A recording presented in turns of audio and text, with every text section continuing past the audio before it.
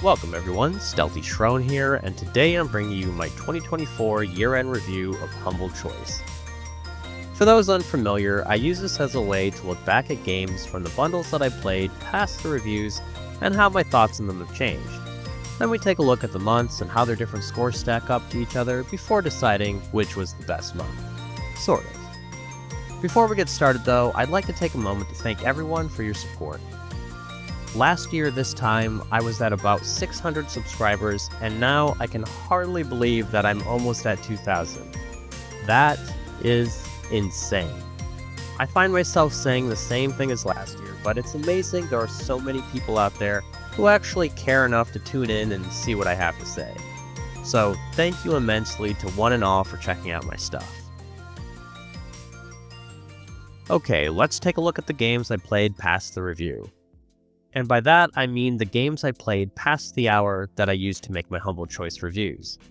Last year, I got to play at least one game for all but 3 months, so not bad.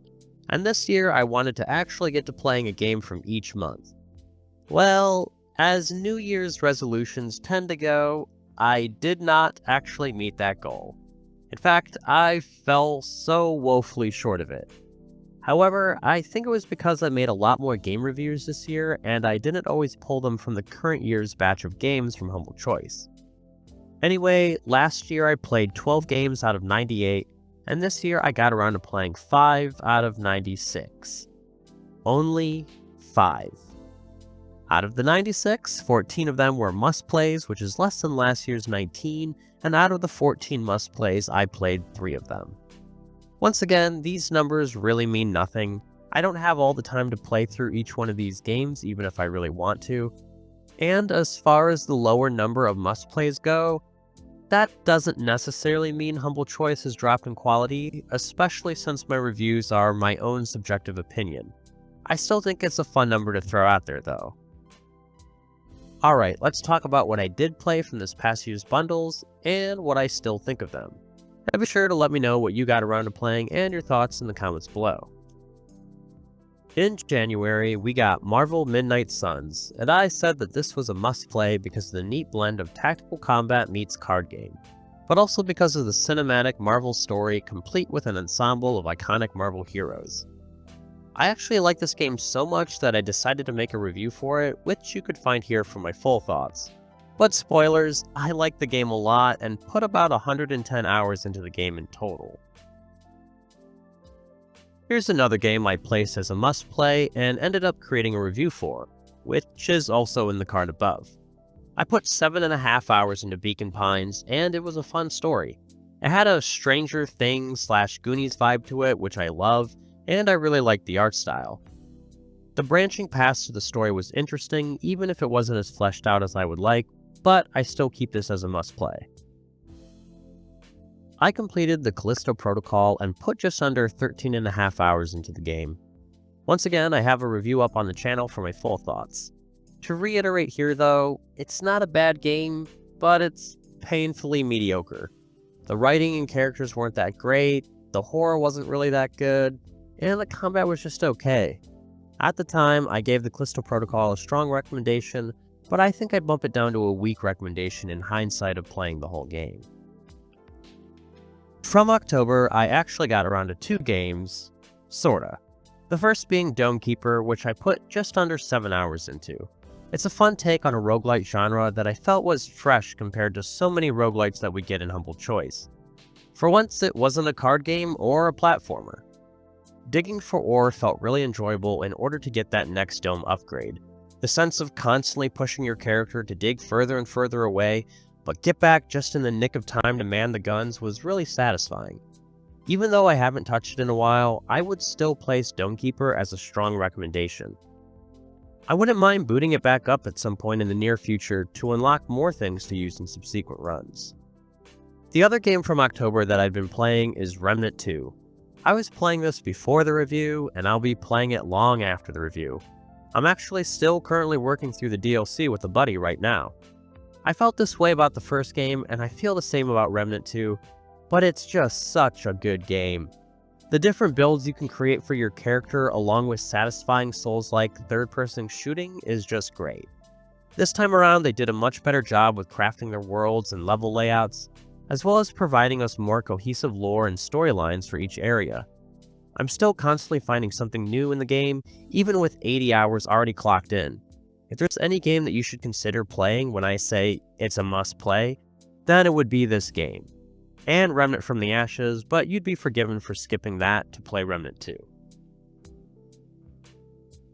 So, obviously, that wasn't that many games from past bundles. As I mentioned though, I did make a bunch of other videos for the channel that took up my time in the form of reviews and first impressions.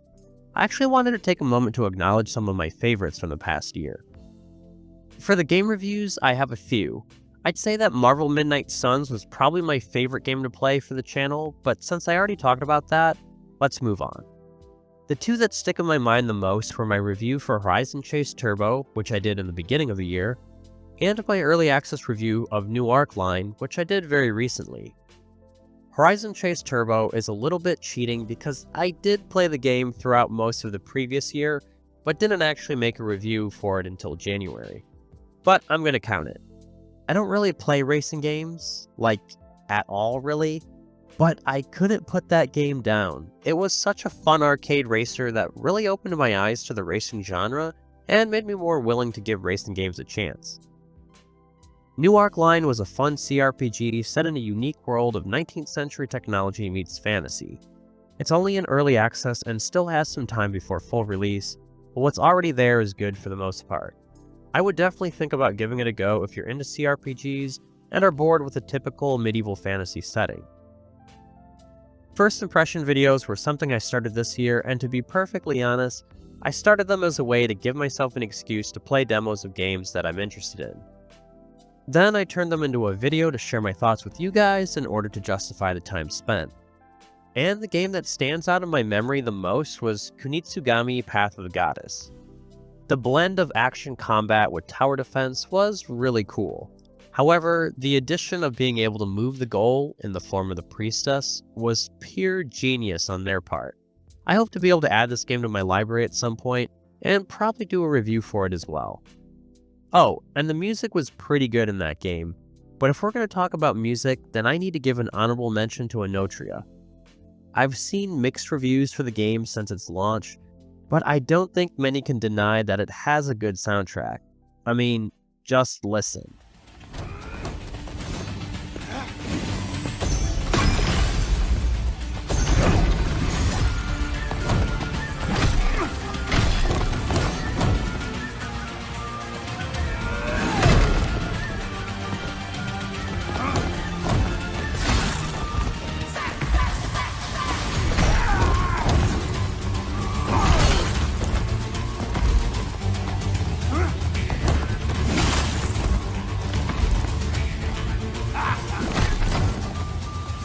Okay, I'm just about ready to tally these scores up and see which bundle comes out on top. But first, if you're enjoying the review or found it helpful, then please consider giving it a like, as that helps me out greatly with the YouTube algorithm gods.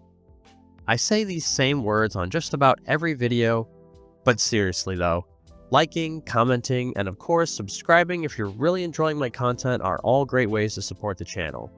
If you're feeling like going above and beyond, then sharing my videos with other people is also a great way to get the word out and grow the channel. That said, I don't really ever mention this because, well, it feels strange.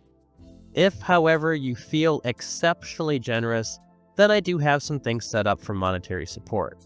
Super thanks are enabled on my videos, which are basically just YouTube's way to tip creators, and I also have a Ko-Fi page where I post monthly updates about what I'm working on. I used to have a Patreon, but decided against it because I disliked how it was subscription only, whereas Ko-Fi allows both subscription and or tips. However, support of any kind is very much appreciated, and once again, I thank you for it. Now that I got all that stuff out of the way, let's get to this. The scores I come up with are based off of this: 3 points for must plays, 2 for strong recommendations, 1 for weak recommendations, and 0 for don't bother with titles. With that said, here are the month's totals on screen now. From these numbers, we could see that April is the undisputed best Humble Choice month of 2024. Yes, well done April, well done April. However, recent events must be taken into account. And by that, I mean my new take on the Callisto Protocol, which would now bring the score down to a 15. That would mean we have a 5-way tie between April's new score, January, September, October, and November. Man, that's a hard choice. However, after careful consideration, which really just means my gut feeling, I decided that November was the best month this year. It may have surprised you that I didn't choose October since we got Remnant 2 that month, which I love if you didn't hear me earlier. And not going to lie, I almost did choose October, but November had the most games in the bundle that I was really looking forward to playing. Darktide, Lamplighters League, and Persona 4 in particular, although the supporting cast also helped to sell that bundle for me as well. So, there you have it. November is the best month. But maybe you don't think so. I'd love to hear what your thoughts are on this in the comments. As far as the yearly average goes, well, this time around the average score was 13, with only 4 months failing to meet that. Although the average is quite a bit lower from the last 2 years, with a 13.6 for 2023 and a 13.5 for 2022. With a glance at the numbers, it's pretty easy to see why, with that historic low in July only being a 7. So maybe quality dropped a tad, especially when comparing that to the previous year's averages. But that wraps up my thoughts on this year's bundles. Overall, I still think we're getting decent games and, of course, an excellent deal. Do you agree with my thoughts? What month or months were your favorite? And what did you get around to playing this year? Let me know what your thoughts are in the comments below. I hope this video helped you in some small way, and if it did, then please consider leaving a like, comment, subscribe, or whatever it is you feel like doing. Thanks for watching, and have a happy new year.